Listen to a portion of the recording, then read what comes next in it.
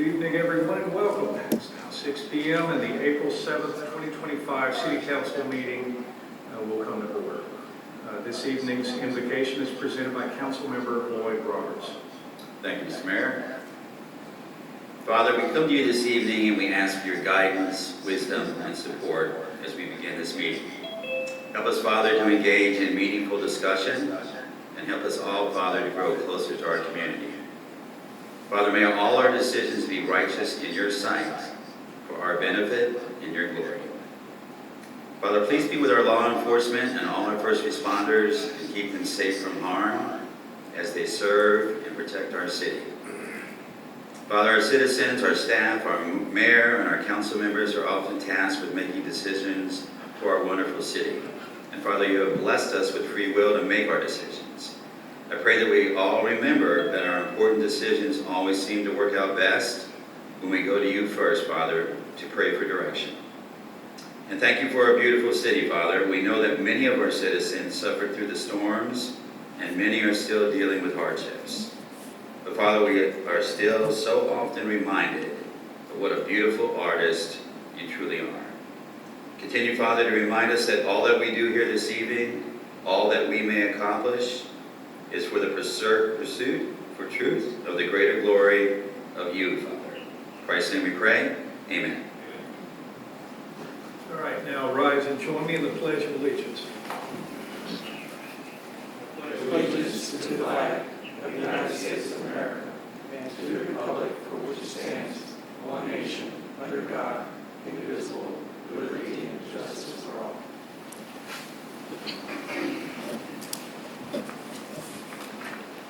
Renee, would you please call the roll?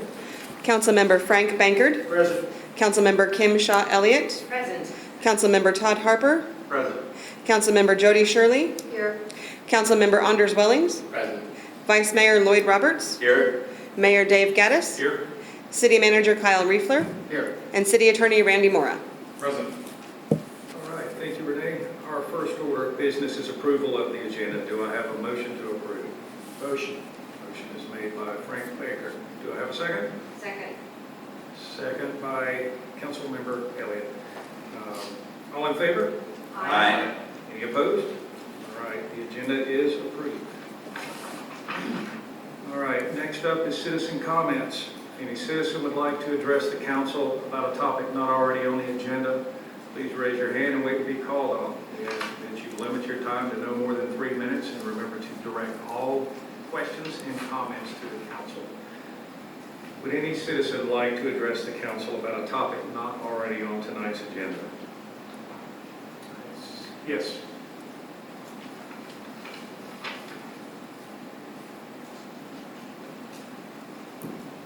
Good evening, everyone. It's nice to see you. Tammy Lavenda. I'm the chair of the Bel Air Beach Community Foundation, and I am very happy to be up here to give you a couple of announcements. Linda, for the record, would you please give us your address? Oh, sure. 97 Harbor Drive. Sure. So, first of all, Wendy, Nicole, and I would like to welcome Tony and Peggy Gatliff to our board. We're very happy to have them and look forward to working with them. They'll be a great addition to our board. First and foremost, if you've noticed driving down the road, we've made, as a group effort, lots of improvements to the Veterans Memorial. So we were able to set a date for the ribbon cutting for June 21st. It'll be at 9 a.m. It'll be a ribbon cutting ceremony at the park for approximately 30 minutes, and then we will come back here for a reception. And then as far as the Veterans Memorial bricks, so right now we are 3 brick orders short of our next cutoff. So if anybody is thinking of ordering, if you have a veteran in your family, if you would like to thank veterans, it doesn't have to be a deceased veteran. If you're thinking about ordering a brick and you would like it in the park before the ribbon cutting, if you could please place the order as soon as possible, that would be greatly appreciated. Let's see. And then the only other thing I have is we have our Keep Pinellas Beautiful Bridge cleanup on April 19th, which is coming up in a couple of weeks. And it is, we meet here at City Hall, and it's from 9 to 11 if you're interested in joining us. And I think that's it for now. Thank you very much. You're welcome, thank you. Would any other citizens like to speak? All right, citizen comments are now closed. Next, we have presentations from the Pinellas County Sheriff's Office, beginning with the monthly law enforcement report.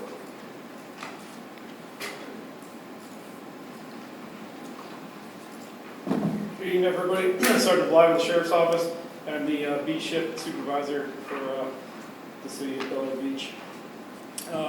Looking at the stats, I see from January to February we went down. So January had a couple of assaults and motor vehicle theft. We didn't have any of that in February.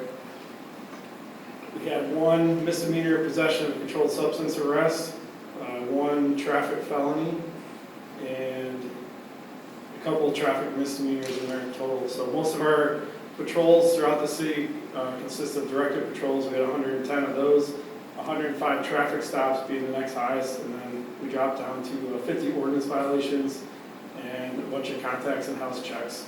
The rest of the crime stats are pretty low.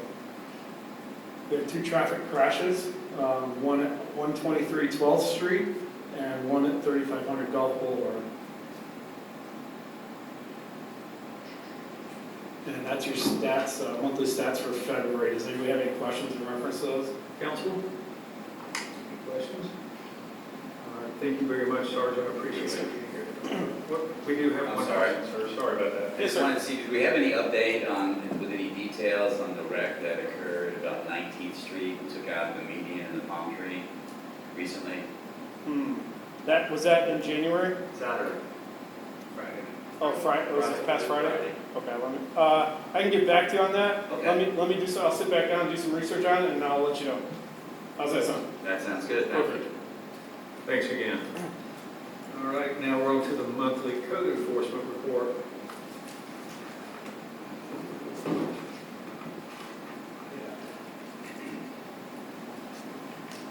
Welcome back. Good evening. How is everyone? I'm Deputy Richard Trump, Pinellas County Sheriff's Office, and I am your code enforcement officer for the city of Bel Air Beach. Over the month, I had 50 entries. 11 of the cases are open, pending still. And I will tell you right off the bat right now, one of the biggest things that I've been trying to work on is we're trying to get the city back in shape and get everybody kind of back into the mode of let's get the grasses cut, let's get everything trimmed, let's get everything cleaned up and everything else. So you'll see in the entries and everything else, that's the majority of the entries. So between that, I had 33 entries that had to do with high grass and weeds in total.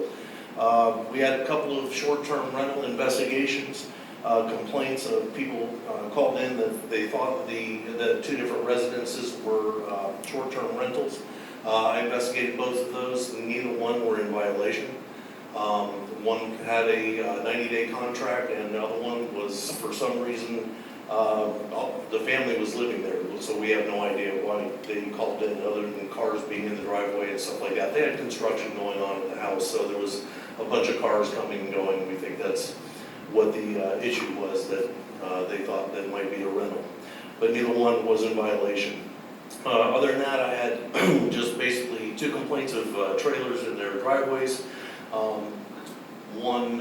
Both of those have been corrected after we did a 5-day notice on one of them. It finally left and was put away, and the other one I made contact with the residents, and basically it was just a small trailer out front, and they said no problem, we'll put it back in the garage. So that was taken care of there. You might see on the stats, one that's listed as a dangerous structure. It actually was a sunken vessel, actually a jet ski back behind the house. I actually went out with the Marine unit on my next day off from the city and assisted them, and we tagged it as a derelict vessel. I believe it has since been removed because they were finally able to get a hold of it. It was referred to the Marine unit. Marine unit did some research. They were finally able to find the owner, and she had a service come out or was going to have a service come out and get it privately towed out of there. So that should be, if it hasn't been taken care of already, it should be taken care of pretty soon. I did 1 traffic stop, a couple of complaints of parking in the grass, which we've taken care of those, and just some other enforcements which had to do with a complaint of an open door behind a house. And I did a courtesy transport and one construction nuisance, which is pretty much a torn up yard. They started to do a sprinkler system and everything else, but got pretty much to tearing it up, and that's as far as they got. So piles of dirt and everything else. So we're getting that one handled though, and the residents have been notified, and we're taking care of that one. Other than that, with the weather being kind of very windy and sometimes raining, I've only been able to get out on the beach on the ATV 3 times. So I'm hoping to get out there a little bit more as we progress into this spring and summertime, so that we can make sure everybody's happy out there on the beach and doing what they're supposed to be. Any questions for me? Council? Yes, sir. Officer Trump, I'd like to understand, when you talk about going out on the beach, are you talking about code enforcement or activity enforcement? Both, a little bit of both. I mainly look for any type of code enforcement issues or anything else having to do with the ordinances out on the beach and everything else, but I'll handle just about anything out on the beach if we need. What is your experience with pets on the beach? I tend to see a lot of people walking dogs on the beach, yet I know that the ordinance says that there are No, no. there's not supposed to be any pets on the beach. Actually, last week, I did find one. They said that they didn't know the ordinance and didn't see the signs or anything else. They had a small chihuahua underneath the umbrella, so they immediately took the dog off. So, but I'm actively looking for that. So it's just unfortunate you can't be there at every single second, but if I see it, yes, we'll take care of it. And I should add for the deputies' benefit as well, one of the challenges with pets on the beach is the proliferation of the emotional support animal as a notion, because there is what the deputies or any officer can do. If somebody asserts that an animal is an emotional support animal, they can only ask 2 basic questions under the ADA. What is or is a support animal of some sort? What is the support that it provides? And I forget the one other question, and it's what does it provide, and is it like licensed or whatever, and then that's it. And so oftentimes you can, especially in the current market, people can purchase a vest on, Amazon, put it on their dog that they love so much, and say that it's a support animal, and there's very little you can do to challenge that out in the field. And so I'm not saying that's what people are doing for all the pets you're seeing, but in other communities that has been a challenge on the beaches with pets on the beach. So, well, this is a service animal. So those are the 2 questions. Is this a service animal? If so, what function does it perform? And that's pretty much it. And so it creates a little bit of a challenge on the enforcement side in the ability to say, okay, if absent that, if it is not a service animal, absolutely violating of the ordinance needs to be removed. But that is one challenge you'll see sometimes on the enforcement side for deputies. Thank you. Yes, thank you. May I ask a follow-up? So from a service animal perspective, I understand the idea of emotional support and support animals, but my understanding is that service animals are specifically trained and or registered. No. So does a person with an emotional support animal provide that documentation? No, there's no centralized registry for that or certifying agency. So the question is it a service animal? Yes, it is. What service does it provide? Well, it's a seeing-eye dog, it's this, it's that, and that's the totality. There's not a centralized certification through the state or anything that you're being provided an ID card to say, akin, for example, the medical marijuana registry, we say here's the card. There's not a corollary like that. Thank you. I was under the belief that there's 2 different types, like you were saying, service and emotional support. Emotional support has no right on the beach. And service line or something like that is registered. I think it was the medical department in that. And it's a 2nd-degree misdemeanor in Florida if you pose your dog as a service animal and it's not, because there is a trail Yes. that you can check that out. The service animals, yes. Yeah, but I thought emotional support, because that was the airline big thing that got rid of it. Everyone was claiming their dog, their horse, their elephant was an emotional support animal and trying to get it on the plane. And I thought Florida got rid of emotional support. Because I talked to a person on the beach and I said, that dog's not allowed on the beach, it's emotional support. And he said, well, go walk it on the street, But I don't know the particular and the distinction, and I was perhaps a little imprecise in opening with emotional support. I meant to say service animal. That said, the particulars of that I defer to the deputies and the guidance they've been given from their from their agency, but I just wanted to add that as a quandary or an issue that can come up sometimes when you're enforcing those kinds of I things. just wanted to do a big dog one. No question. Yeah, but, I just see these people, and then they don't pick up after, which really gets me upset. Any other questions for David Trump? No? Thank you. Thank you very much. Appreciate you. Welcome back. Thank you. All right, we are now on to a presentation. Can I answer that accident question for I you? did find the report, okay. I did, yes, sir. So it was a single vehicle crash, and it looks like the person had a medical episode. There was no signs of impairment. So the person does have insurance, so the city can go through insurance probably to get that median replaced. I looked at the report. The actual ACES report has been approved, but the actual accident report has not yet been approved. So I give it a couple days, since it's only been a couple days, and you guys should be able to follow their insurance company. Thanks again, Sergeant. So it's just a single car accident, Single car, yes, sir, and a medical episode. a medical what, I'm sorry? A medical episode? Okay, Yes, sir. thank you. Yes, sir, no problem. All right, now we are on to item 4, presentation from the Pinellas Suncoast Fire and Rescue District. Hello, sir. Good evening.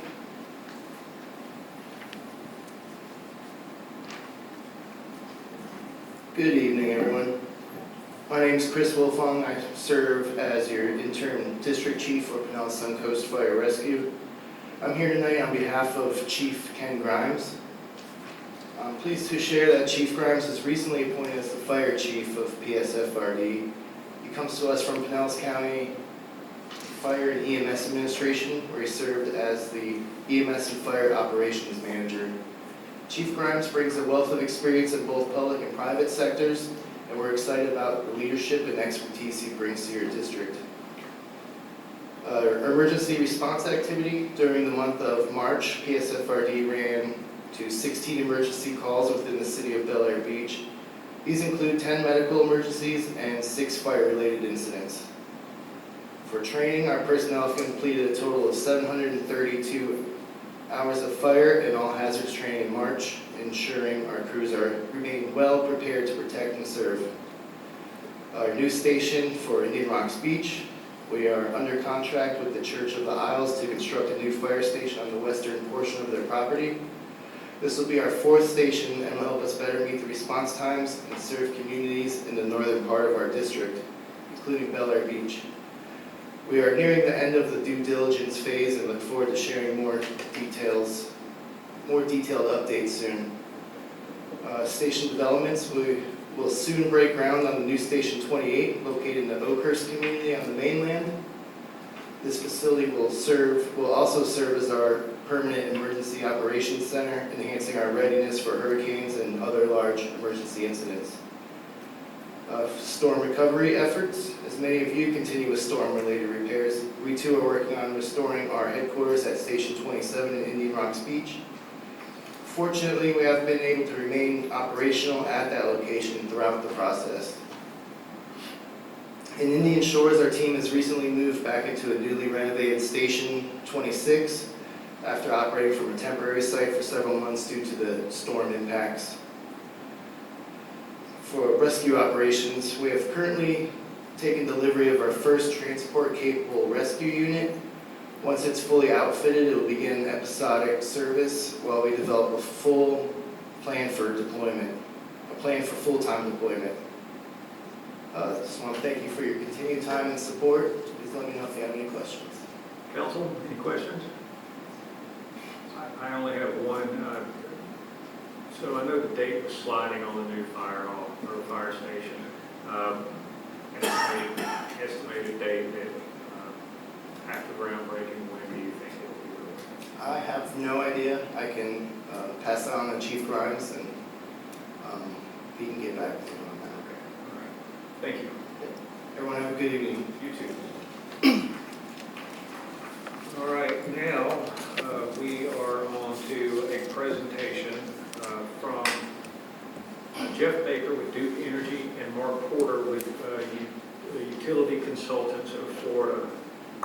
I believe we've got one online. Yes. All right, welcome, gentlemen. Good afternoon, Mayor, Council. I'm Jeff Baker. I'm the Manager of Government Community Relations for Duke Energy. Obviously, Duke Energy, we work in partnership and closely with Mr. Porter, who is with Utility Consultants of Florida. I'm here tonight requesting Mr. Riefler just to give you an update of the projects. Obviously, I'm going to break them down into south of the causeway, what we refer to as phase one, and then we'll talk a little bit about north of the causeway. South of the causeway, the good news is a lot of activity has taken place. I know you have all had some challenges and concerns from some of your constituents, but to give you an update of where the status is on that project, Mr. Porter's company has installed all of the conduit for that project, and we are now moving forward with doing the work that's necessary for Duke Energy to energize that.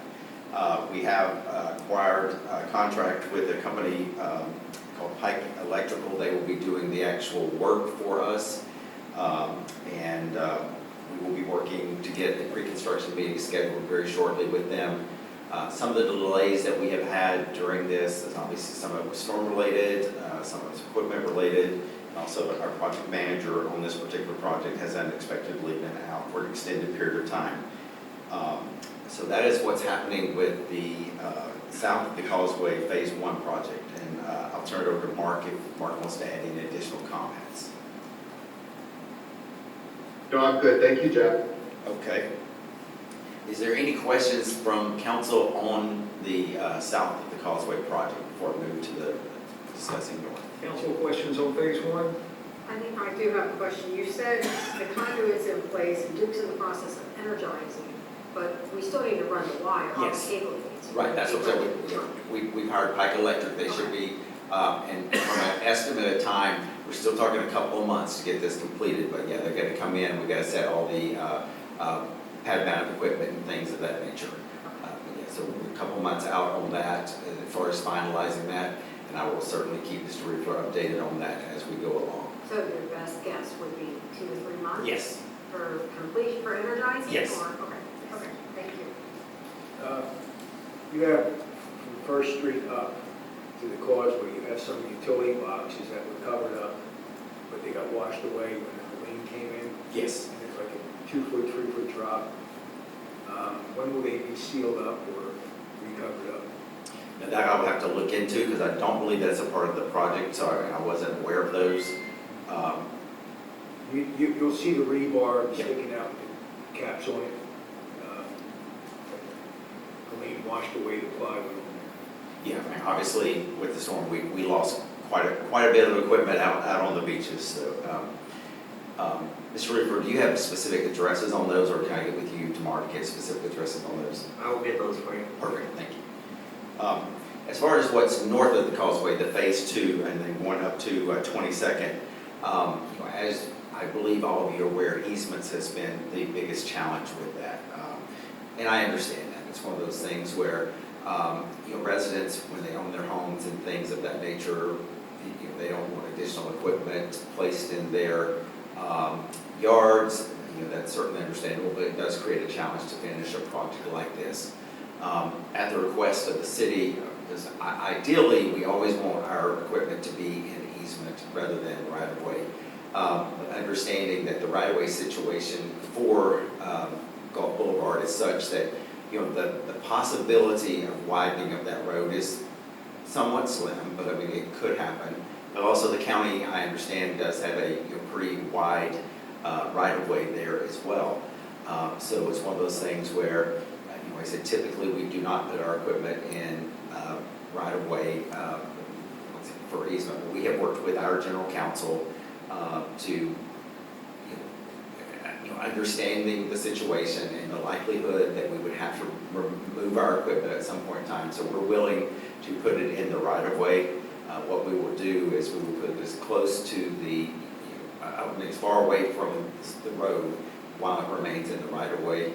So that is something that we have been approved to do, so that will help us as far as getting the work done right along Gulf Boulevard.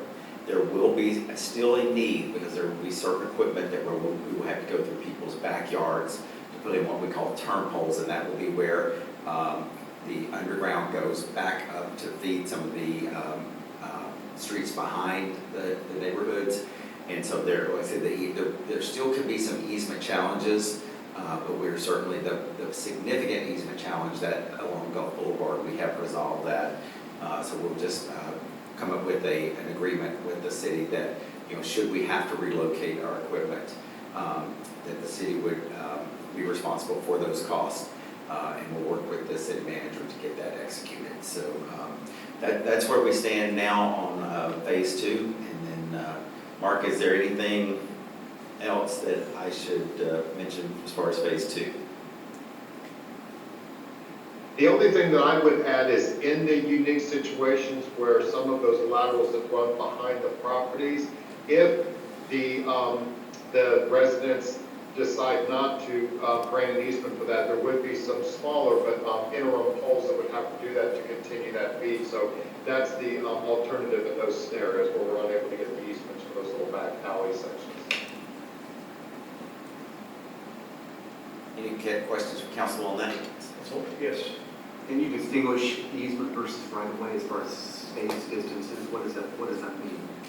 Well, easement is when we're getting it, from private property owners. The right-of-way varies, throughout cities and counties as far as, but I believe, and Mark, do you know offhand, I want to say the easement on Gulf Boulevard exceeds 20 feet, is that correct?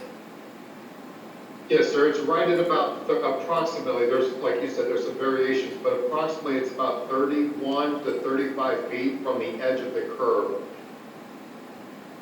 Right-of-way or the easement? Right-of-way or the easement? The right-of-way. The county right-of-way. County right-of-way. Correct. And see, and that's why, and that, in and of itself creates, a challenge for the residents. Again, stop and think about how, that is a much larger right-of-way than most right-of-ways. Most are in the neighborhood of 10 to 15 feet. So if you've got a 30-foot right-of-way, from the edge of the road, going back, if we were to go in easement like we typically do,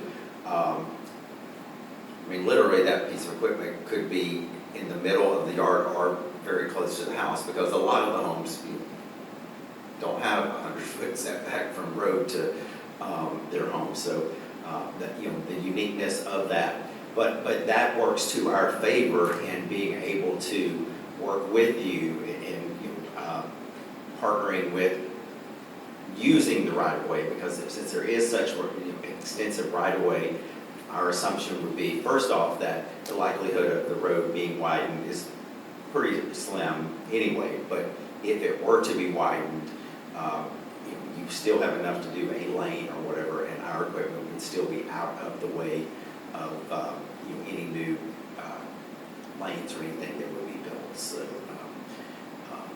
there is a much larger right-of-way along Gulf Boulevard than most typical streets.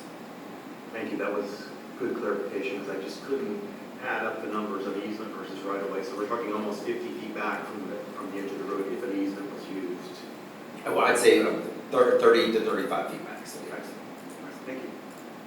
Any other questions?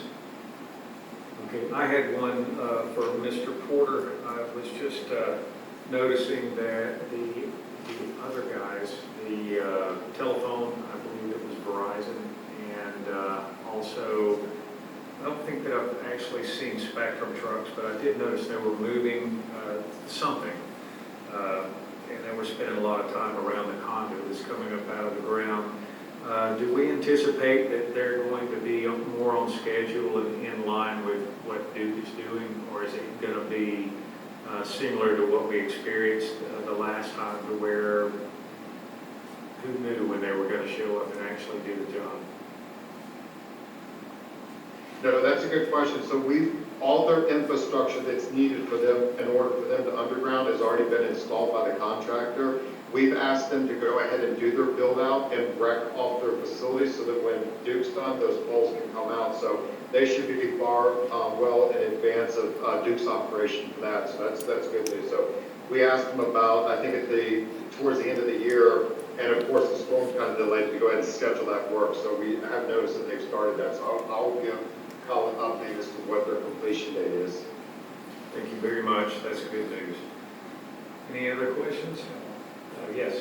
Do you expect to have the agreement ready for next regular meeting for May? Yeah, I'll work to get that accomplished. Anyone else? Gentlemen, I appreciate you being here tonight, giving us updates. It's always nice to see the transparency. This is good. Thank you so much. Thanks for the lesson on emotional support animals. Take care. All right, we are up to item number 6, which is the quarterly board reports. I'm seeing that there is no report for the Board of Adjustments and no report for Parks and Rec. We have a written report and the audit committee. Is anyone here to speak? No, they are not available to meet this evening, but they did provide their update. They did meet to discuss the draft audit and approve that for council. Okay, great, thank you. And planning and zoning, is anyone here? No. They have been meeting every month to review the code changes that were suggested, and they'll have something to come before council later this year. Okay. All right. Whenever you speak to them, let them all know how disappointed I am that no one's here. All right, we are on to item 7, which is the city attorney's report. Mr. Moore. Thank you, council. By way of update, you should be receiving, though they are lengthy, legislative updates. We try to, as a firm, provide those to our clients with regularity and reviewing and revising the current update to get it out to you, if hopefully by tomorrow morning at the latest. But we want to make sure you're understanding and engaged with the legislative session and understand that there's a great deal being proposed. For example, the sovereign immunity caps. I was reading today that there's a proposal to, the legislative proposal in its original form as filed was to increase your maximum liability from $200,000 to $1 million. There's talk of an amendment to bring that down to $500,000, and then it would surge up in 2030 up to like $700,000 or so. Those kinds of bills have real meaningful impact on you as it relates to the premiums you collect from your, with your carrier or your carrier collects. And otherwise, there's a lot going on this session, a lot in the form of preemption or indirect preemption in form of attorney's fees provisions and things like that make it much more difficult on the compliance side for especially smaller jurisdictions like yours to operate. But we want to make sure that you're aware of that. We disclose that to you. Otherwise, happy to answer any questions you have, and just thank you again for the opportunity to continue to serve your community. Council, any questions for the city attorney? Just busy tonight, sorry. This is alarming when I read through what's on this list. So I guess my question is how is the city best represented in knowing, is this big C? Is this something the city does individually? What's the best way to go about this? It literally is very alarming of what control they're taking from the city and putting it as. Yeah, so it's important just, because we're all in different years of experience in our service here, understanding that in your system of government in Florida, you have what we call home rule powers, and that goes back to the Florida's 1968 Constitution, which says unless the legislature regulates or decides that it is solely responsible for something, you can do what you want. Which is why Florida is that funky fun state that we all love and adore, because New Smyrna doesn't look like Key West, doesn't look like Naples, and everybody gets to do their own thing. The more preemption you get, and preemption is the word we use for the elimination of home rule powers, the more preemption you get, the more uniform things become, and the less you have that character, and the less you have the ability to make your community different from any of the other beach communities in Pinellas or the state. What you held up, I didn't draft, it is a Cliff Notes version, I'm told, of what we have been drafting. It is alarming. To answer your question, how are you best represented? I would say the Florida League of Cities is really your best bet in terms of efficiencies, costs, and means. While you could certainly, whether in this budget or any other time, talk about retaining lobbyists and things, I don't know that one more person paid tens of thousands of dollars is really moving the needle in the legislature where, the House, the Senate, and the executive are all the same party. And seem to have at least aligned priorities for the most part. So I don't know that that's the best use of your resources. That's a personal call you guys make as policymakers. But the League of Cities, and to the lesser extent, of course, the Big C and its efforts, anytime you can collect your influence, the better off you'll be. One letter from Bel Air Beach versus here's a dozen letters from all of Pinellas beaches, whether it's to your congresspeople or to your state, obviously a different impact. That said, getting your citizenry engaged, The League of Cities has the Local Voices United campaign. You go right to their website, it's right there. And they have a lot of ways to get legislative updates, get engaged, use some of their form templates to say, hey, I object to this, and get those in the record. But as with anything in the democratic process, the collective will is much more influential than the solitary will. Thank you. Any other questions, comments? What I have noticed, because I did go up a couple of weeks ago, and I addressed a Senate committee against one of the bills listed, actually two of the bills listed in this handout. I get the impression that if it's made it to committee, they've already figured out that they're going to get a yes vote on a certain bill. So going in front of them and saying, no, you need to turn this off and vote no on it right now is not what they want to hear. But what they may be willing to listen to is, here's a way to make the bill better. And I think that's kind of where we are now, that you have to approach them softly rather than with a big stick, because they don't listen to the big stick. They've already got it figured out, and they realize that their stick is bigger than yours is. It's very disheartening that you walk in there and you have very good, a very good argument, make a perfect case for why a bill should not pass, and they vote yes anyway. And then they say, we're going to vote yes on this, and then we're going to, we'll try to clean it up whenever it goes to the next committee. And so that's kind of how it works. But the problem is you spoke at that committee, the next committee is not going to hear your message. And so really you have to spend some time. If it's a bill that's really near to your heart, or you really just hate it, you have to invest a lot of time up in Tallahassee to get your point across. And unfortunately, I don't think that they're very cohesive to just a mayor.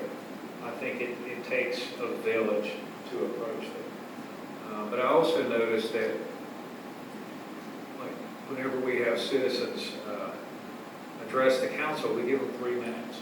Well, I was given 3 minutes at the first opportunity to speak.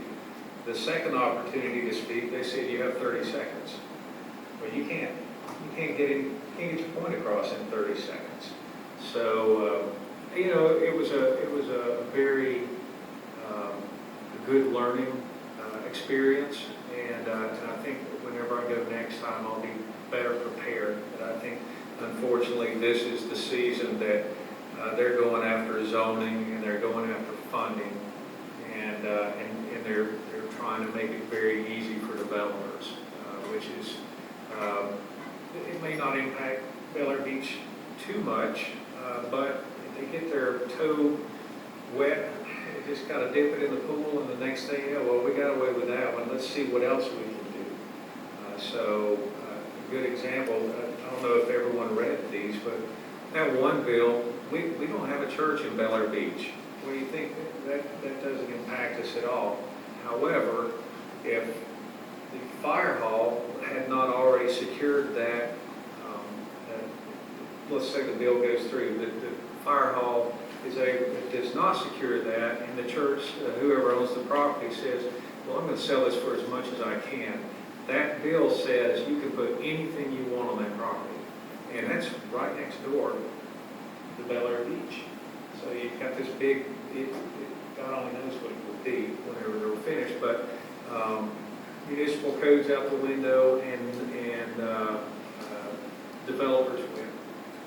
So I guess that's enough about that, but I just wanted to kind of share that experience with you. All right, any other questions or comments? Yes, Mr. Harper. I guess and this might not be for the agenda, but my big question is why? Why does the state want to exert this control and eliminate the home rule structures? That's a much longer discussion for another day, but I would say in short, what you're seeing is a focus on Florida as an economic engine, and all form of government is perceived as an impediment to that economic engine, especially when you have a patchwork framework of regulation across the state, across 400 some odd cities and 67 counties. You say you come, let's say you're operating some kind of startup, whether it be Airbnb or Uber or whatever, you come in and you say, hey, I want to do business in your state, but it's so impossible to do this. There's 460 different kind of regulations I have to deal with. You start getting in the ear of legislators, I want to invest, but I can't because it's so hard. That kind of discourse leads to those kind of full-scale changes. You add the growth in Florida's population, and you say, oh, we need housing, we need this, we need that. Well, the codes often that have preserved those small-town fields, it becomes an impediment to getting, you guys can't have a multi-use, large, Pulte homes, I'm not calling out Pulte, but just as an example, large developing structure like that. And so they say, okay, what can we do to supersede those codes to make it possible for those things to happen? And so it's sort of a reactionary approach to that kind of philosophical directive, if that helps. Yes, thank you. It basically clears the way for developers to just go right through. Yes, go ahead. This whole section is the housing and use section is a big problem, but there is an area that could clearly affect Bel Air Beach, and that is the SB 184, where it allows like some accessory dwelling units to be added without any additional parking. So does that mean we're doing like City of Largo does, where they're allowing the in-law suite to be built onto the back of the houses without additional parking spaces, and do we fall under that? So just some things to keep an eye on. Well, our saving grace may be that you still fall under building code. So you have to be able to build that structure. There's some lots though that have, There's a got few some, for sure. yeah, I wouldn't say double lots, but lots and a half that would allow that kind of use. And there's quite a few of them in the city. And you're not required to do anything with your parking situation. Yeah. It's definitely not good. Yes, Mr. Baker. HB 943. If you establish your home as a religious meeting place, does that fit into HB 943? Those typically have institutional zoning. So it takes for an act of God, no pun intended, to get that converted to multifamily use. So this allows, because there's a lot of big tracts of land in the county that are institutional use and it's hard to get that changed. I come from Pennsylvania. The Amish have meetings, or prayer meetings and religious on Sundays that would come, so their taxes got and everything like that. And I was wondering if this opens the door for, I don't want to pick on the Amish, attack, but It's a question worth asking, council member. I can't say that I've fully analyzed that. And also I want to look at how does that interplay with, obviously, religion is not a commercial enterprise by itself, but home-based businesses and other preemptions that once you overlay them become an issue because, for example, one of the bills proposed this session that hasn't really gotten any traction was one about trees. And if a tree is on a residential property and it falls on the neighbor's property, it used to be that sort of a no-fault situation. And now they're trying to say, well, or there was a proposed bill that would change that. But that bill did not take into account at all the city rules on when you bring trees down for, if it's dead or diseased and the need for an arborist report. So it was like, well, in a vacuum, that's a decent idea, but how does that interact with this other statute? And so I think it's a meritorious question. I'd have to look at it more closely. That's not something we've specifically analyzed for. thank you. Any other questions or comments? I would just like to say that Randy has served us well. This may or may not be his last meeting. He's not given me a definitive answer, but I would just like to personally thank him for helping us out and doing what he thought was best for our community and guiding us whenever we may have been steering in the wrong direction. Let's just put it that way. So you'll be missed, but I'm going to find ways to make you come back. And I'm also going to tell you that don't take this personal, Mr. Trask, but I've learned from Randy that you don't brag on your attorney too much because he'll leave. So thanks a lot, Mr. Mora. I appreciate the kind words, Mayor. All right, let's move on to the city manager report. Thank you, Mayor. So I'll start off with the hurricane recovery. We're at 43 properties now that has a substantial damage status. I still expect that to go down some. As far as demolitions, we have, I think we're at 12, and I've seen some more signs on, so I do expect a couple more demolitions permits to be coming in. As of, I have the wrong date here, but April 11th, but it really is tomorrow, April 9th. That is going to be the last day that we get the state supported aid from some of these contracted companies that are doing our appraisal reviews and our construction cost reviews. So after our deadline expires, then we're going to be taking it back in-house, and I'll be using pretty much everything I've learned from going through this process the last 5 months to finish it out.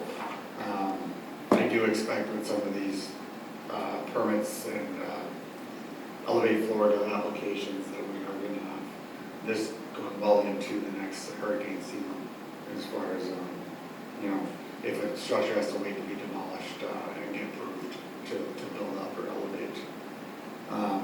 And then we have started, we have a date now for 19th Street, and we talked about installing the sod by using volunteers. Right now, unofficially, I heard we have 17. I have 13 names officially, but we were hoping to get close to 20. And I think if we have 20 volunteers, that's going to be about an hour for what we need to put down. So it's looking good, even though it's Easter weekend. We still have a pretty good turnout, so I'm looking forward to see how that goes. Hopefully recruit more volunteers for the other accesses and maybe some volunteers for boards. We'll see what we can do. We heard from Duke Energy tonight. It's good to hear that phase 2, they got a plan. My concern is it kept getting delayed, so I'm hoping that we see some cable getting pulled through the conduit on phase 1, either this month or the next. And then, like Jeff Baker did say, he expects to have the agreement that we'll look at the next meeting to finish the planning for the equipment on phase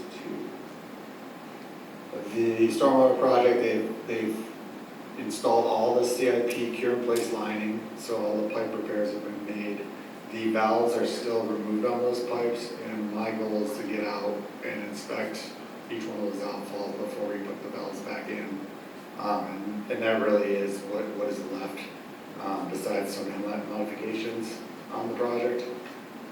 I have Gemini Engineering, and I would like to share my screen. I don't know if anyone has seen where Bayshore connects with Morgan Drive, but the curb's sunken in, and it's been like this for, let's see, 5 years now.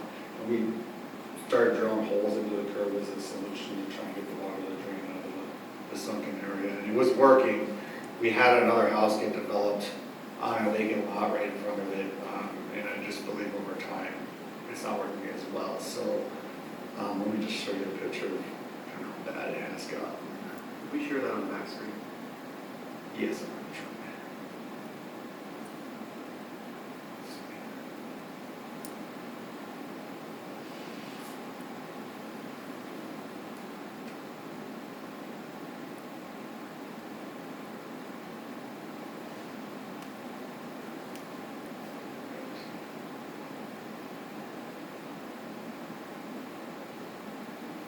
Okay, so this is 2611, I believe, right?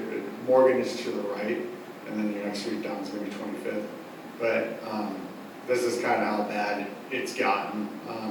Previously, we had holes in the curb, and within an hour, a couple hours, that the water would go down into the curb and it would disappear. But now we're getting puddling that's coming over into the roadway.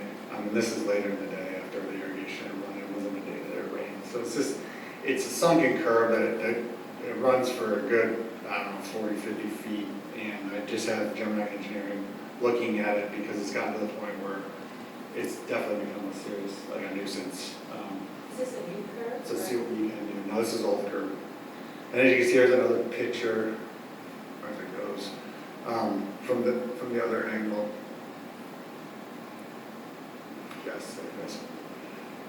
So on the right side is the larger puddle. There is some puddling on the, which would be the west side of Bay Shore, but it's not as bad. So I would like the engineer to look at the elevations and see what, if there's enough room that the curb can be modified to decrease how much puddling is going on right now. If everyone's not seen this, at certain times of the day, after certain events, it could be sprinklers, it could be rain. That puddle is covering half of the road. It's almost to the crest of it. You have to drive around it. So I'll report back to the council what the engineer recommends for that. Let's see.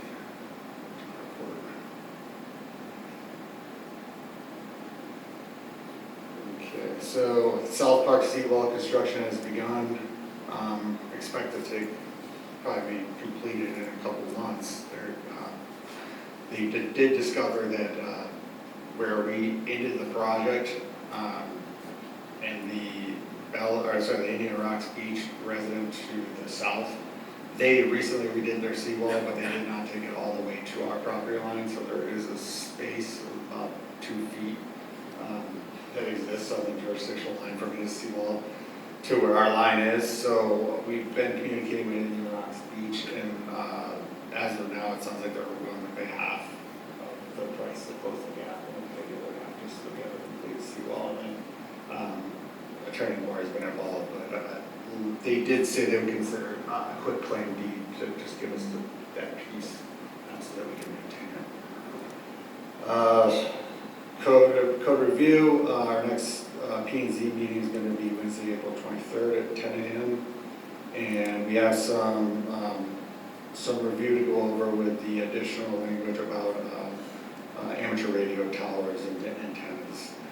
So Attorney Moore is going to be explaining that, and then we're going to move on to Chapter 30, which covers marine structures, activities, and facilities. And as of now, I am planning to schedule the work session for April the 21st, which is Monday. That's the third Monday. It's our typical work session day. I know that could change in the future, but I believe this month it still works for our schedule if it works for the council. Yes.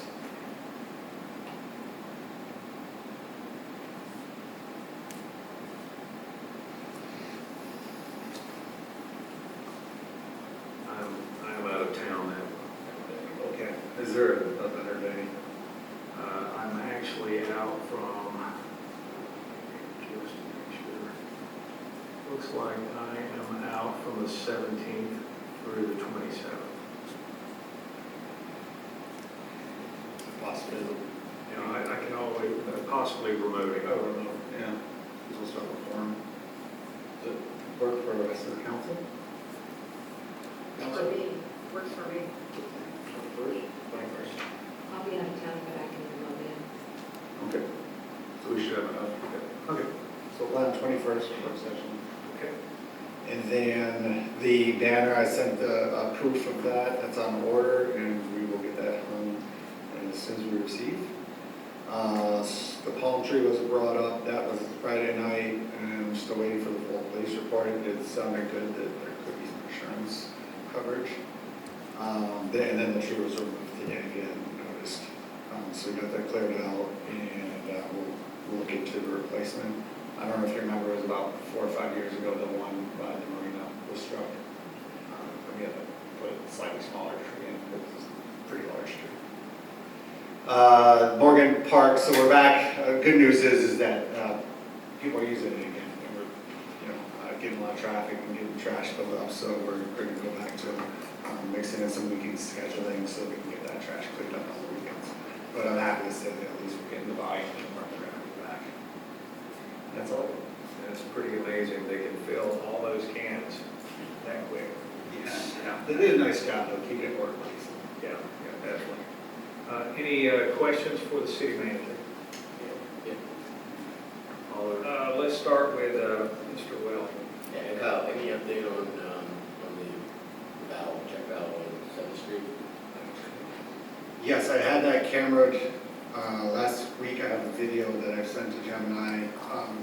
They're going to look at it and tell me what they think. Okay. Because high tide last week, that water almost pressed it on 7th Street.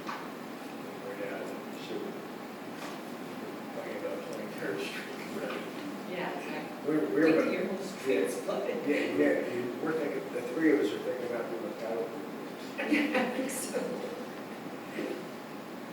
Yeah, so they're going to look at that. They're going to give me a recommendation of how we can fix that. You might be able to do that. Would that be something we might be able to have for the 21st meeting? They should have an answer for that by the Yes. A question relating to the 75th anniversary celebration. I had a young citizen observe that he didn't believe we had a city flag. And the question is, do we have a city flag?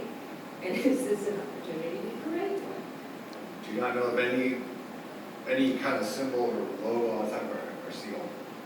I guess it would be a seal on the flag. Yeah. It's nothing short. We have the seal. No, the flag. No flag. You had a question, Mr. Baker? Hunter's eye. Yeah, so it would be. Judy? Oh, yeah. So Kyle, you said there are 43 properties that are determined substantially damaged and 12 demo, or the 12 outside of the 43? 12, including. 12 About, are inside the 43. more so are substantially damaged, but not all of them that are downwind. So we had some additional demos. I have people that are just, they're not substantially damaged, but they're tired of having to clean up You know how many of those there are? Just curious. Offhand, I would say 4, but I can find out. Four or what? I'm sorry. For not substantially damaged structures that have chosen to demolition. Oh. And then, just an observation, I was showing the property next to the boat ramp. And the boat ramp had a couple of sizable 2x4s in it that were, I couldn't pull out. I tried, so. yeah. They should have cleaned that today with the CV. Okay, yeah, just to kind of drive by it once in a while. Yeah, because it's a good place for it to wash up, and if we get more trash on the waterway, it's probably a good idea. Thank you. Councilmember Harper, did you have one? I just had a question on Bay Shore. The idea is that we are talking about replacing that section of curb, but is that road not scheduled to have the new curving and the new paving done like the rest of the streets? It would be on the list next. I just wanted to kind of weigh out our options, but see what we can do at this point. Got it. Thank you. Vice Mayor? The South Park seawall, so you had mentioned that that's adjacent to Anyon's Beach. Yes. Right there. The property owner that we're working with, I'm just curious, is that the same property owner who came in a few months ago regarding the easement for his dock? Yes. Okay. And so what's the agreement we made with him on that? Then they're going to pay for half of the additional?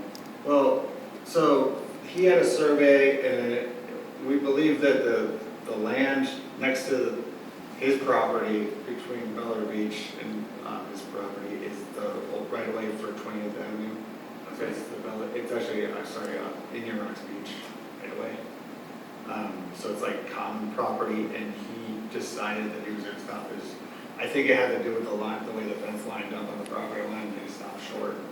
But when looking at it, I mean, we can't go over unless we get permission. Sure. Off our property, so they're willing to give us that permission, cover half the cost, and then figure out in the future, giving us ownership so we can maintain it. Good, all right. Everybody satisfied with your questions and answers? Sir. All right. In that case, thank you, Mr. Weaver. And now we will move on to item 9, which is the city clerk report. How's it going, Renee? It's going well. I provided a written report in the packet, and I have nothing further to report. Any questions or comments on this well-written and prepared report? No? All right, guess you're off the hook tonight. All right, now we are on to the consent agenda, items 10 through 13.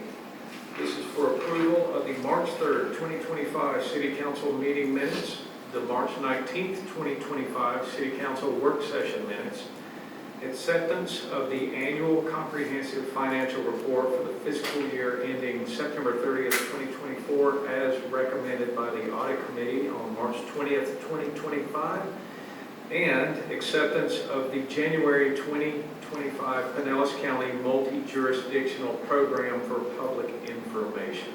Do I have a motion to approve? Motion to approve consent agenda as written and proposed. All right, a motion made by Frank Baker. Do I have a second? Second. Is that Harper? Yes. Second by Todd Harper. All in favor? Aye. Any opposed? All right, the consent agenda passes. All right, now we are on to the regular agenda. This is item number 14. This is for consideration of the interlocal agreement for storm debris management site, Lot 14, utilization at the City of Largo. Mr. Riefler, you have the floor. Thank you, Mayor. So this agreement, Largo gave to us last week. They drafted it after this storm season, and we had 3 separate municipalities use their Lot 14, which is also the Hobbyist RC flying club area. It worked out very well for us, and we were very thankful to have the area to use as our DMS site, because we have no site that we can use for ourselves. And they drafted this agreement so that in the future we can have something in writing for this purpose. And Attorney Moore has reviewed it, and he had some recommendations that he would agree with, and provided the draft review. I'd actually like to add as context, we reviewed this, and as a testament to some of the efficiencies that our firm can provide you, Attorney Trask had reviewed this interlocal agreement for the City of Madeira Beach. I shared it with him. He did review it and provide comments for your purposes. We're going to give that same efficiency to our communities, including New Rocks Beach and Bel Air, I believe, or one of the bluffs is on this agreement as well. And so, just by way of insight, one, in terms of efficiencies, but also two, to give credit where credit's due, and the review and comments that you received were from Tom's review of the document. All right. Thank you, Mr. Riefler. Before we bring this to the council, would any citizen like to comment on this interlocal agreement? I see none. Citizen comments are now closed. Council, I'm going to need a motion to approve this interlocal agreement. Who was that? Jody. Judy. Motion is made by Councilmember Shirley. Do I have a second? Second. Second by Councilmember Bankert. Jody, you have the floor.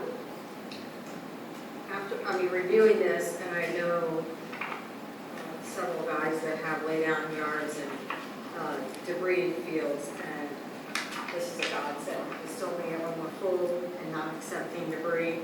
So good job, Kyle.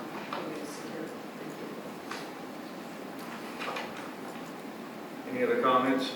Yes, I believe there was an issue during the storm that the debris facility was closed and locked at times when there were trucks there and ready to unload, and so there were a lot of delays. Does this agreement, and I apologize if I haven't read it with detail, but does this agreement address the access and make sure that it's 24-hour access in the event of a catastrophe? It's not going to be 24-hour. There's still going to be control of how the site operates, and we're going to work around it. I did not ask for 24-hour access. It was an issue, but it was their discretion when we were using it. So And as added context there, Councilmember, one of the issues that came up in response to the storm is while we're filling the trucks, ordinarily there's not overnight operations for various safety reasons dealing with post-storm conditions. And so that was a little different this time because the Florida Department of Emergency Management dictated to all cities, you need to be going 24/7 for 90, 120 days, whatever it was. And so that created this like, oh, well now the trucks are stacking up and where ordinarily we might not have seen that in that same way. So that was sort of unique to this last go-around, if you will. As Manager Weaver indicated, it wasn't requested, but just as context, ordinarily you don't see 24/7 operation following the storm for a variety of reasons, not the least of which is just the perilous landscape. Does it make sense then to have a provision that deals with reasonable access during normal business operating hours, or as by the state, something that gives that flexibility? Because that was a real problem that trucks were backed up. Well, it did cause a problem, but we did find a solution once we started taking it directly to the recycling center. So we worked with with FEMA and just kind of get our boxes checked to make sure that we could do it that way without using the DMS site. So we did work around it. Just thankful that Largo is providing the site to us and moving forward, I know the county and the municipalities are getting together to work through these debris, problems that we faced this past storm season, kind of what happened with the landfill, how they opened it up, but then it got way backed up, and try to figure out a better solution for all of it, for the regional debris maintenance. So was a FEMA a big problem with a lot of this? Because your town, Dunedin, they got involved with Milton when the trees were going down. They wanted the chain of custody of each tree, how it was chopped up and where it was disposed of. And They can get pretty.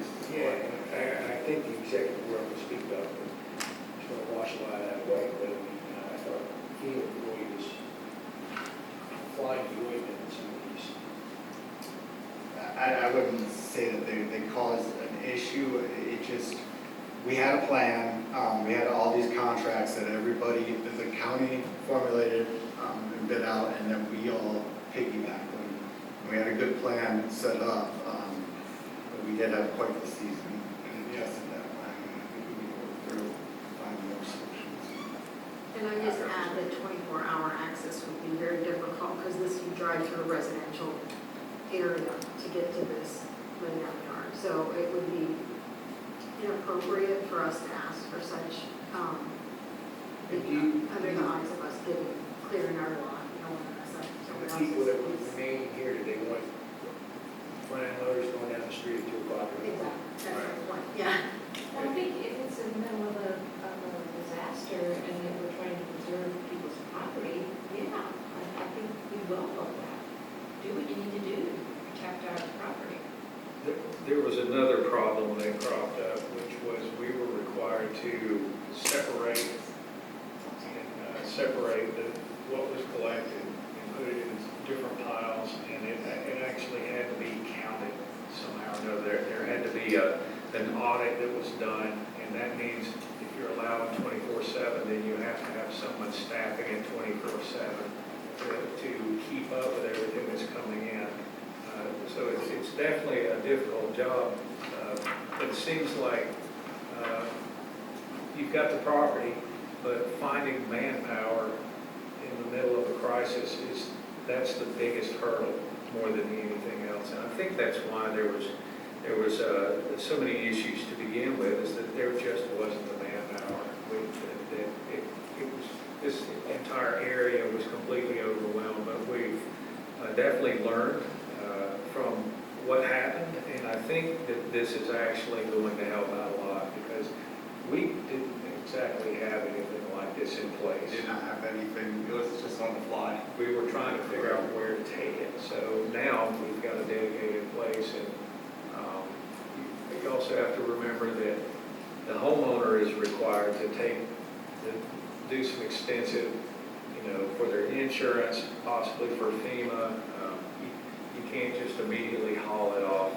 It takes some time, but Regular situation wouldn't have the storm right up on top of it, so it would have been. That's right, this is, under normal disaster conditions, so to speak, it's one and done, and you deal with it as you can. We were in very unusual circumstances for the second storm coming. So I'm just asking whether we can have this to be flexible enough to deal with that kind of contingency. Bring that up, because I know there's going to be further discussion, and after interaction reports. So maybe there's something more we can add, and have a base agreement and then have that in mind. And also, since you said you haven't really read the agreement yet, it's actually for 4 or 5 municipalities on that one lot. And they all have dedicated places where they're allowed to put the refuse, so.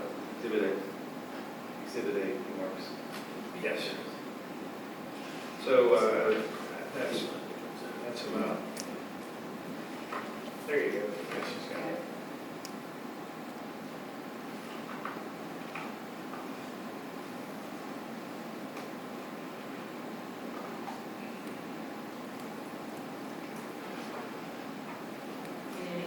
Appreciate reviewing it.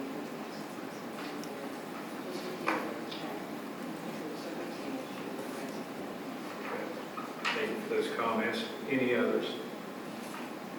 All right, well, let's just do this with a quick voice vote because it looks pretty obvious that we know where we're going. All in favor? Aye. Any opposed? All right, Mr. Riefler, you are authorized to proceed. All right, we are on to item number 15. Consideration of billing option for city attorney contract renewals or renewal. As you recall, you were asked to pick your option 1, straight hourly billing, or option 2, a cap retainer. Mr. Trask, thank you for being here tonight. Would you like to step up to the podium and formally introduce yourself to the council? Hi, everybody. I'm Tom Trask. I'm the senior partner of the law firm Trask Daniel. Some of you I've met before. A little bit of background on me just so that you have that before we actually get to the numbers thing. I've been with the law firm that is presently named Trask Daniel for 37 years. Randy, of course, is my partner. I've been doing local government work for about 35 years. I'm currently the city attorney for the cities of Oldsmar, Madeira Beach, and Bel Air Bluffs. Been Oldsmar's attorney for 29 years. For Bel Air Bluffs, about 20 years, and about 10 years for Madeira Beach on 3 separate terms. My practice is only local government law representation. I feel that I'm pretty good at it. I like doing it. And I look forward to working for the 7 of you, as well as the city manager and city clerk. Just as an aside, I actually represented the city of Bel Air Beach back in the late 80s, early 90s on a number of occasions when my partner John Hubbard was the city attorney. I filled in quite a few times. Obviously, it was not in this building. It was in that rotunda round thing, and it was not like this with all the computers and the TVs and so forth. In fact, I remember that my wife was pregnant with my firstborn, and we had to keep the door open in the back so that we could listen for the telephone call if in fact she was heading to the hospital. I have fond memories of Bel Air Beach. I'd be happy to answer any questions that you have about me or the law firm. I'm sure that Randy has given you some background on the law firm. I remember when he was interviewing here, and I think that was pretty thorough. I know there were some new members of the council, so any questions of me? I'll tell you what, before we open up the floor to the council, I'm just going to ask if there's any citizens that would like to comment on tonight's topic. And so we're at citizen comments. Would anyone like to speak? All right. Seeing as we have none, now I can bring it back to the council. But let's go ahead and get a motion to select a contract option, and then we'll have some questions and answers with Mr. Trask. Motion made by Frank Banker. Do we have a second? Second. I'm sorry, what is the motion on the The floor? motion is to select a contract option, 1 or 2. Okay, so just a motion to discuss the contract, Yes, item, yes. not one way or the Yes, other. and I'm going to give the second to Lloyd Roberts, Vice Mayor Roberts. Mr. Mr. Baker, you have the floor, therefore you have the first question. Yeah, I know, after the work session, you told us all to go home and think about which is the best option. I'm gonna ask the city manager, because, again, I don't want to tie your hands. I actually think, as Randy explained thoroughly on the retainer, I think we beat you guys a little bit more than you beat us. I mean, so, but I want to make sure our city manager has a free hand in picking up the phone and decide worry about the hours. So what option do you prefer? Well, we talked about it last meeting, you know, we could just go by the hourly, Option two? that would be option one. Option one. And, I mean, where I'm at, I mean, when we discussed it, it was a small savings if we stayed under that cap, but I thought just the hourly rate. If needed, if we needed more time, then we used it. You know, we could make adjustments we will. That's That's it. Council? Yes. I agree. I was going to ask the same question. I mean, the city manager, of course, is in charge of the budget. So he's the one that's going to be closest to that. I'd hate for him to be in a situation where he's thinking that he would like to call the city attorney, but maybe be reluctant because he felt like he was pushing the hours or something like that. So whichever one of those options makes him feel most comfortable, I'm good with that. Do you mind if I call on Mr. Trash to respond to your concerns? Sure. Go ahead. Would you like to respond to, which I think right now the council is probably leaning towards option one, but you obviously, I'm sure you have municipalities doing it one way or the other. I'm the only one in the firm that has a municipality that uses option two. Option two would be what Madeira Beach uses presently with the retainer, cap number of hours. I think it really works well for them. There's a little bit more savings for them because the retainer is a lot larger. I think it picks up 4 or 5 hours versus here, I think it picks up 2, right around 2 hours. So it really all depends on how you want to use the firm.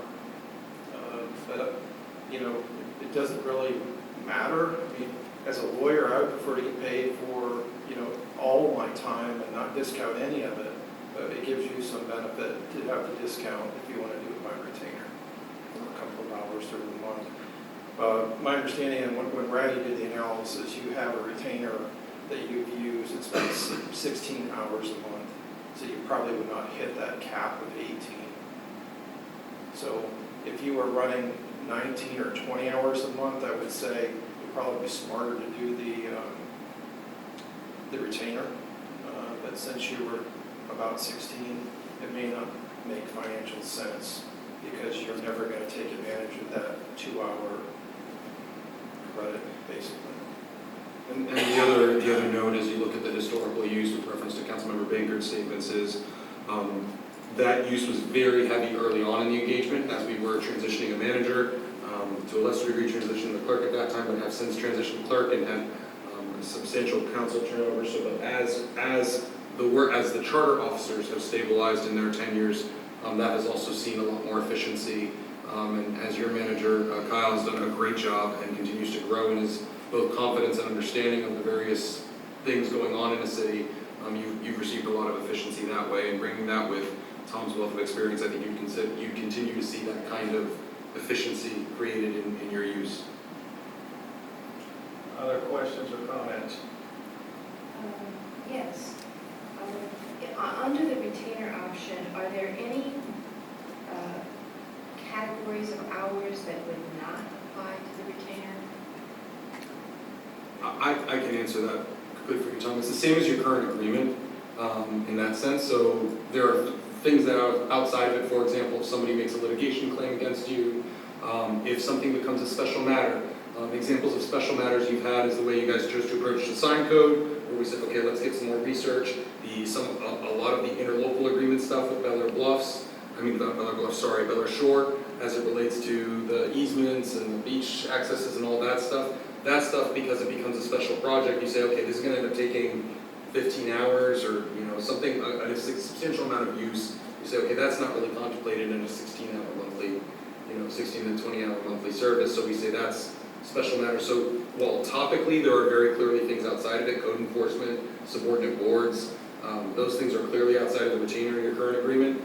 As things become special projects, if hurricane response that involved more of a legal review, that was a very, easy example of something that you don't anticipate, it comes up, and then your costs shift. So, in looking at last year's total hours, does that include hours that were outside of the retainer?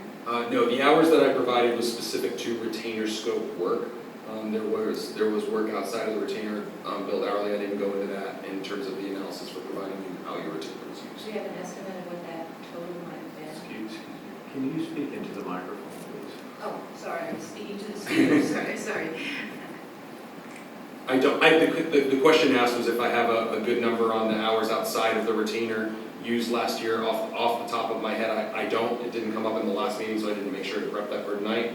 So no, I don't have that number. Kyle may be able to provide some of that data, but I have it back in past years, not through the end of 2024. I guess when I look at the option 1 and option 2 conversation, I see the retainer and I see the hours, but I also hear that we're on retainer and we're being billed hours too for special projects and other things.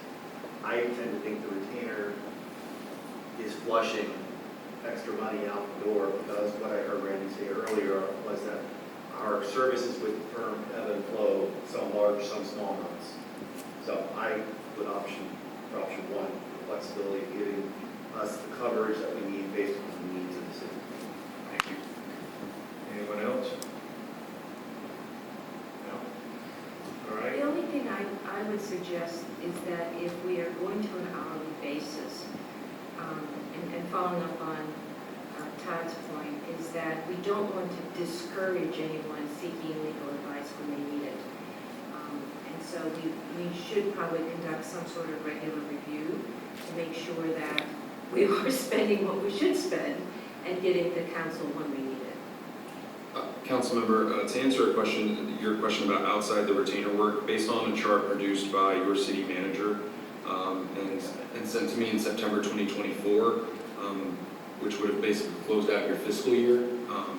During the first 13 months, you used a total of $43,000 outside of the retainer. By the second, 28,000, apologies, the 43 was the sum. 28,000. By the second set of 13 months in the contract to that point, you dropped down to 14,000, so cut it in half. The outside of the retainer matters were principally the work around the antenna tower, the sign code, foreclosure matters, and the solid waste agreement solicitation RFP process. Those were the largest sums for services outside of the retainer. There were a few miscellaneous other outside of the retainer things like going to a board, but those were the largest categories of use. Does that answer your question? It does, thank you. All right. Any other questions? Yes, Mr. Roberts. So you'd mentioned Madeira Beach. I think I know the answer. Are they pretty much similar to Bel Air Beach in that they're almost 100% residential, or do they have business as well? They have a large area of business, John's Pass Village. Oh, okay, that's true. Okay. And they have commercial on Gulf Boulevard, as well as some on 150th. And there is obviously, I don't know how obvious it is. They're building a huge hotel and retail complex in the apex of 150th and Gulf in Madeira Way. So it's going to be even bigger, but mainly John's Pass Village is their commercial part. And the reason I ask that question is I'd like to believe that since we're not like that we would be less likely to be involved in situations that would require legal counsel for lawsuits and things like that. That may be wrong, but that's my gut to tell me that. It's a fun belief. Yeah, versus businesses out there may be more likely to create a scenario where we would need help.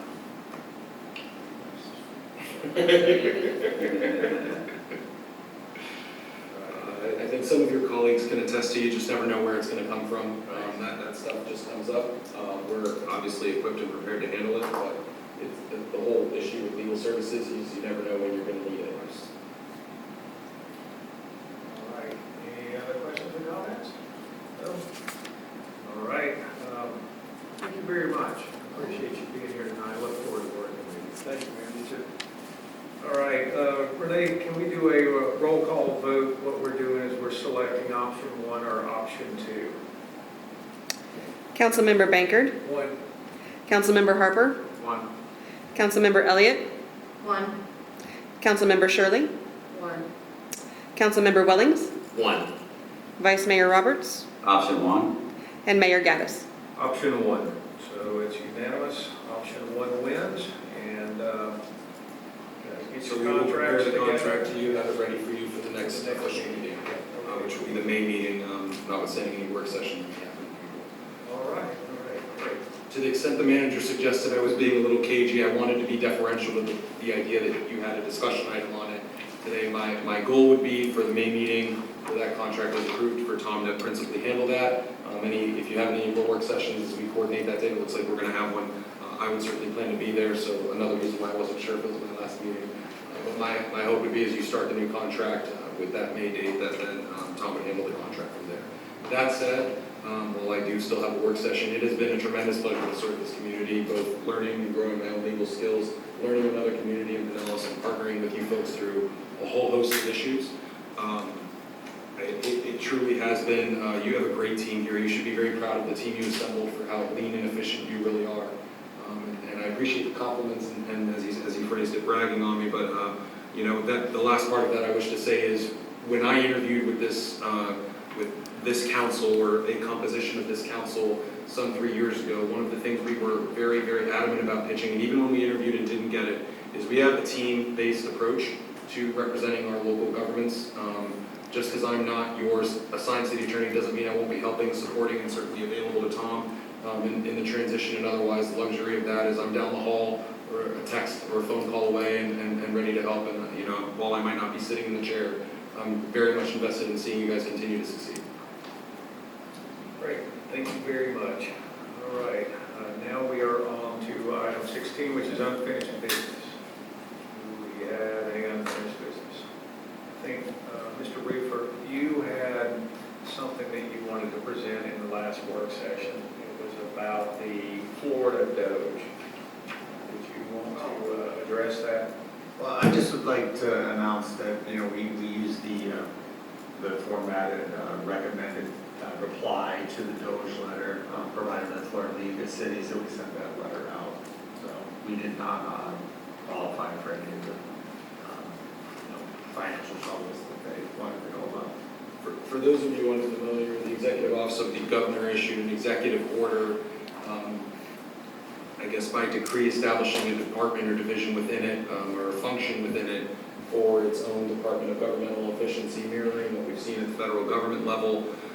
The way that's at least begun was directed towards financial stability, and they asked for, based on definitions in the Florida statute, communities to respond to say if they've met any of the criteria for financial distress in the last 5 years. Admittedly, I suspect that the letter was written by AI. It was not written very great because it opened with, if you have met these criteria in the last 5 years, please respond to this letter by date certain. If you do not respond by date certain, we will consider you in breach of the letter. I'm like, well, do I have to answer or not? But as a matter of prudence, most local governments responded to say yay or nay as to that, to ensure there was no misunderstanding. But to assert that the response was not itself a declaration of financial distress. And so, working with your manager, your city responded to that correspondence. But all the local governments were receiving that, or some version of that. We have yet to see the executive order requires monthly reports to the Office of the Governor on their efficiency efforts. Given its unprecedented existence, I remain skeptical of how that can benefit us. I suspect in alignment with what we've seen in the legislature, it will present new challenges for your existence and operation, but we will, hopefully it's just to ensure that the, I teach a lot of ethics courses, and the public office is a public trust, and the trust of use sustained against abuse. Hopefully it's just targeted towards preserving the public trust. Thanks for that update. Any other unfinished business? No? All right, well, let's move on to city council comments. We'll start this evening with Councilmember Welling. Nothing other than go Gators. Thank you. Councilmember Shirley. Nothing further from me, thank you. Councilmember Harper. No comment. Councilmember Elliott. A variety of holidays are upon us. I wish everybody a very special day, and however you choose to celebrate. All right, Councilmember Baker. Yes, I've been dealing with Governor Rick Scott's office about FEMA and trying to get our rollback to zero, which we're all afraid we're going to lose points and everything like that. And one of the things they sent me on the 25th was FEMA raises floodplain requirements for federally funded projects reducing burden on American communities. And it was an executive order signed on the 20th by President Trump. FEMA finally got around on the 25th and put a lot of stuff in action, erasing a lot of the Biden-Obama restrictions. One of them is the substantial impact or substantial damages to these homes. So I don't know how this is all going to play out. I haven't read the whole crux of FEMA's rescinding of 206-25-005 firms. But I contacted Elevate Florida today about this and seeing if this document will expedite Elevate Florida further. But that's a new agency too, so who knows what's going to happen. Thank you very much, Mr. Baker. All right, next up is Vice Mayor Roberts. Yes, thank you, Mr. Mayor. First of all, I'd just like to say as well that I really enjoy working with Randy. It was always pretty cool as well when we went to Florida League of City events, and oftentimes he was there presenting, and it was just comfortable and nice to see the man up there who was making the presentation is actually our city attorney. So he always did a wonderful job, and he made it very easy, I think, for all of us to work with him and to get to know him. I'm sure Tom very quickly will give us that same feeling, so I just wanted to thank him for that. I take offense to the earlier comment about the Go Gators. I'm an Auburn graduate, and the only good feeling that came out of watching the game with my daughter and son-in-law, who both were from the University of Florida, were my two grandsons of 3 years old, who were running around and cheering War Eagle, because I had gotten to them first. So, but they couldn't pull us through, so congratulations to Florida. All right, well, I think that's all we have tonight. Do I have a motion to adjourn? Motion. Motion is made by Frank Baker. Do I have a second? Second by Kim Shaw Elliott. All in favor? Aye. Any opposed? I didn't think so. All right, good night, everyone.